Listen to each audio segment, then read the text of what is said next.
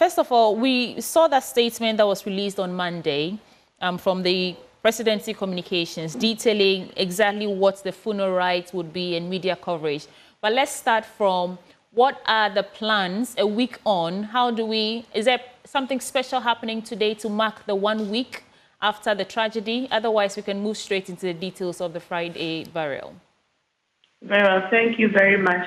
Indeed, the nation is still in mourning as we are all witnesses with the continuous coverage, the various duties, leading up mostly the final right, the now still on Friday, and as happened immediately after the news came in on that ill-fated Wednesday last week, the presidency continues to hold the ceremonial gatherings open to the general public, who continue to flood in on a daily basis to also pay their respects to our fallen heroes in front of the Jubilee House. So that is still ongoing.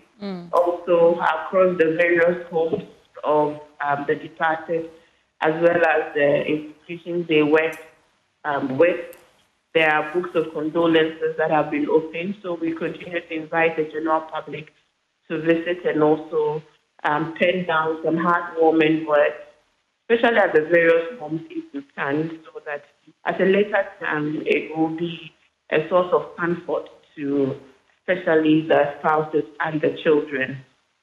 Whilst we are at it, the funeral committee has also been hard at work. As you referenced earlier, yesterday, in line with Islamic tradition, which was 3 days after the burial, the Honorable Murtala Mohammed held his adwa and special prayers for him in Tamale. At the same time, in Accra, at the home of Alhaji Muniru Muna, his family also held Quranic recitation for him as well. And on Friday, as we have announced, is the official state funeral service that would include elements for the Muslim victims as well as the Christian victims. We expect all to be seated by 8 a.m. at the Independence Square, Flagstaff Square, as others call it, and the service is expected to commence as early as 8, because we have quite a lot of biographies and tributes to go through. So we expect the general public to please cooperate.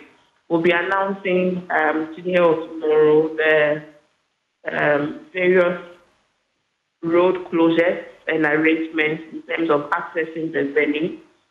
And for the media, those who intend to have access to the inner perimeter would need to apply for accreditation.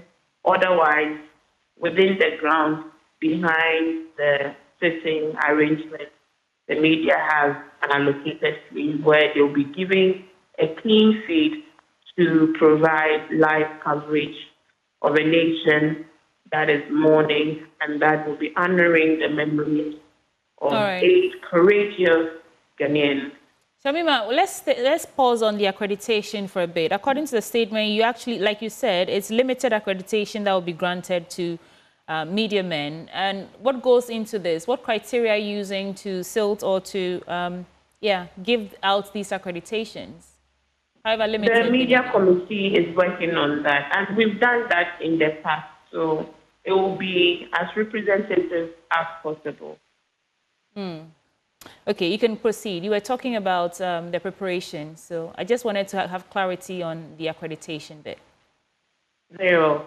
So I think that really is what we are hoping to see is an orderliness that is reflective of the somber nature of the event, and also discipline from everyone that would want to come out on Friday to also sympathize and mourn with the President of the Republic and the families of the bereaved. While we are at it, we're also still appealing to the media especially and to the general public to continue providing dignified coverage of all the events from last Wednesday till now. May we desist, or what do you call it, from any temptation to want to share any of those earlier gory photos and images, so that we can remember them in the color that their life, was all about. So please, also for the sake of the families, let us be sensitive in the ways that we report the insensitive comments that have come from some members of the society is unbefitting of the nation that we should all be proud about. So please, that's the appeal to the citizens. And also for the vehicles to know that please obey the police and cooperate with the police when they are giving you directions.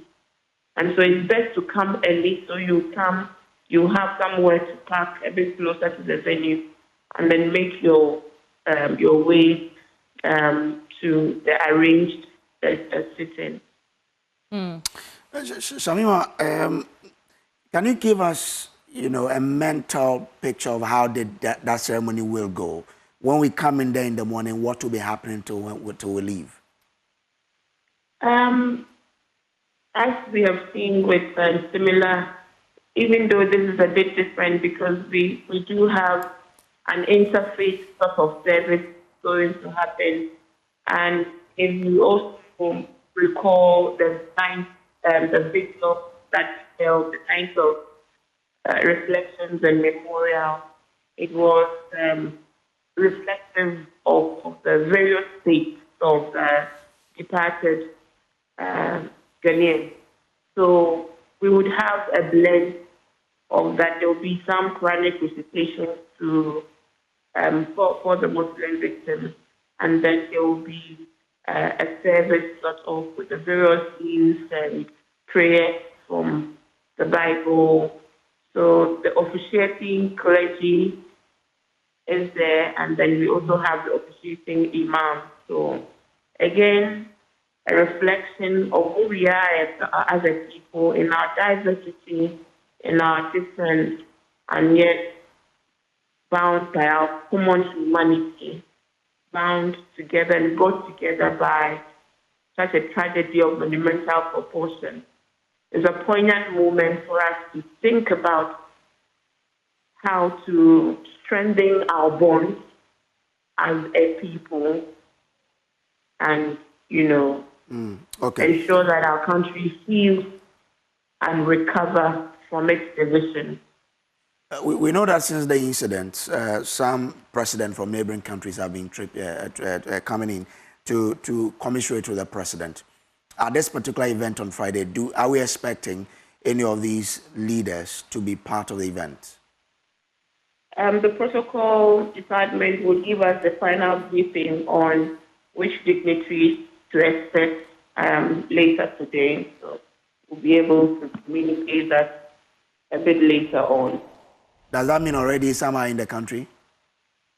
There is a political party forum happening. We've had a few dignitaries present at that. I don't know as yet if any of them will confirm to stay till Friday.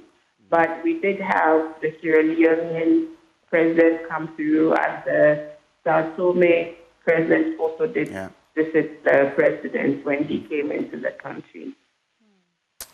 So Friday, 8 a.m., some possible roads closed. But is there a specific color we should? I know Ghanaians usually just wear black, but are we making it compulsory? What should we wear if we want to attend the funeral?